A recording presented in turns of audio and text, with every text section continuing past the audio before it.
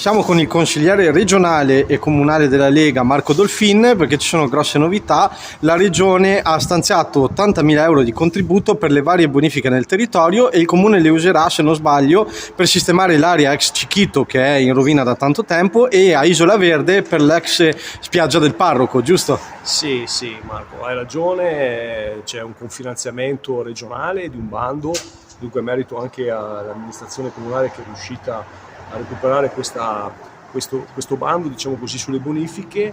Tra l'altro è arrivato tra i primi comuni, è riuscito a captare questo finanziamento. C'è come dicevo, un cofinanziamento a fronte di 100.000 erogati dalla regione sul bando. Verranno elargiti 80.000 euro e 20.000 euro poi sarà il comune e l'amministrazione comunale a metterli, diciamo così, nel contesto del recupero appunto come bonifica. Due aree importanti, due buchi neri, diciamo, della nostra città. Uno in via del Boschetto, l'area dell'ex Cichito, che sicuramente da tanto tempo aspetta una riqualificazione, dopo la destinazione la rivedremo, e poi l'area anche l'area di Isola Verde, dove ci sono, se non ricordo male, delle piscine, insomma delle strutture che facevano parte una volta della parrocchia, insomma erano un po' da avere, ecco, e dunque anche su quelle aree demaniali, mi sembra, ecco.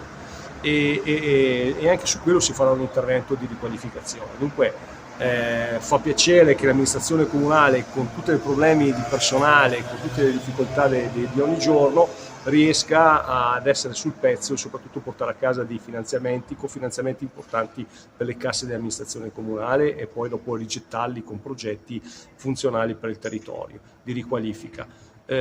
Dunque sostenibilità ambientale, recupero di zone degradate. E voglio anche sottolineare la forza che, nonostante, come dicevo prima, di mancanza di personale, si riesce a captare questi bandi, che siano essi PNRR, che siano invece questi derivanti direttamente dalla parte della regione stessa. Già più di qualcuno si è riusciti a portarli a casa, dunque applauso all'amministrazione comunale. Insomma, la regione c'è, ma vedo che anche l'amministrazione comunale, che ben se ne dica da parte di qualcuno, è sul pezzo.